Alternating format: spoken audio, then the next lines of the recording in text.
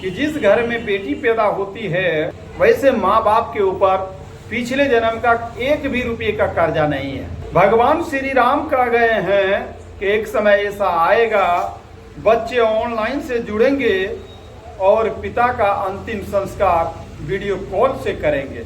आप लोगों ने कलयुग के बेटों के बारे में तो बहुत सुना होगा, परंतु कलयुग के बेटियों के बारे में आपने नहीं सुना होगा। और आज जब आप सुनेंगे तो सुनकर आपको भी आश्चर्य लगेगा। लेकिन आप सबसे छोटा सा रिक्वेस्ट है कि वीडियो में अंत तक बने रहें। हमारे चैनल पर पहली बार हैं तो चैनल को सब्सक्राइब कर वीडियो को ज्यादा से ज्यादा शेयर करें। मामला है हरियाणा के सोनीपत का। मुंबई के एक कपड़े के बहुत बड़ा बिजनेसमैन थे।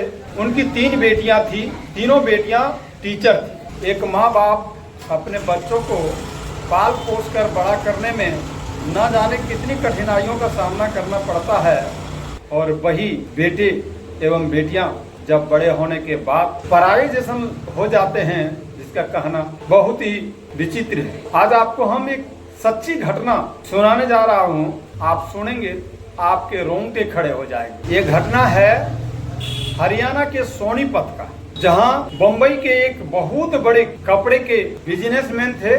उनकी 3 पुत्रियां थी, यानी उनकी 3 बेटियां थी और तीनों शिक्षिका थी। लेकिन हैरत की बात तो तब हुई, तीनों शिक्षिका का पिताजी वृद्धाश्रम में रहते थे। जब उनके पिताजी वृद्धाश्रम में अंतिम सांसें लिए तो वृद्धाश्रम के संचालकों ने उनके बेटी को फोन कर कहा, उनके बेटी ने बताया मेरे पास टाइम नहीं है, आप वहीं उनका अंतिम संस्कार कर दीजिए और मेरे को वीडियो कॉल के जरिए दिखा दीजिए। तो वृद्धाश्रम के संचालकों ने उनके बेटी के कथनानुसार उनकी चिता सजाई और वीडियो कॉल के माध्यम से उनके बेटी को फोन लगाकर चिता को दिखाते रहे। लेकिन आश्चर्य की बात तो तब हो गई, वीडियो कॉल पर उसकी बेटी बार बार ये बोलती नजर आ रही थी, और कितना समय लगेगा, हम नहाने जाएंगे। भला बताइए, जिस माँ बाप ने गर्भ के बाद भी 25 वर्षों तक पढ़ाने लिखाने बड़ा करने में ना जाने कितने परेशानियों का सामना करना पड़ा होगा, जिसका वर्णन नहीं है, और वही बच्चे जब बड़े होने के बाद माँ बाप को किस कदर नजरअंदाज कर देते हैं, और तो और उसके अंतिम संस्कार में भी जाने के लिए उनके पास समय नहीं होते हैं। भला बताइए, इस कलयुग के बेटे और बेटियों के बारे में क्या कहेंगे? क्या ये उन्होंने सही किए हैं? भगवान श्री राम कह गए हैं कि एक समय ऐसा आएगा, बच्चे ऑनलाइन से जुड़ेंगे और पिता का अंतिम संस्कार वीडियो कॉल से करेंगे। शायद आज वो देखने को हम लोगों को मिला है।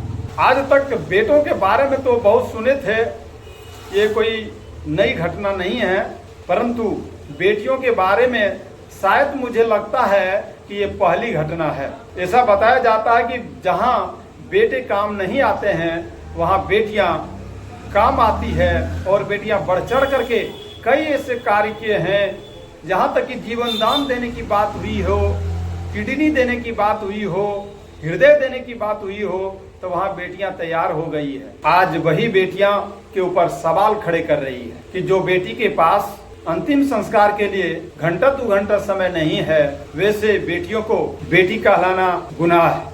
आज तमाम देश के बेटियों के ऊपर जरूर सवाल खड़े किए हैं कि कहीं न कहीं ऐसे बेटियों को तो बेटी कहलाने का अधिकार ही नहीं है। कहता है बेटा भाग्य से होता है, लेकिन बेटी सौभाग्य से होता है। जिस घर में बेटी पैदा होती है कि उस घर में भगवान अति प्रसन्न हुए हैं, और पिछले जन्म में आपका कोई 1 पैसा कर्जा नहीं है। ऐसा बताया जाता है पुत्र सिर्फ वंशज बढ़ाने के लिए नहीं होता है, पुत्र की प्राप्ति होता है अपने पिछले जन्म के कर्ज को चुकाने के लिए पुत्र के रूप में प्राप्त होता है।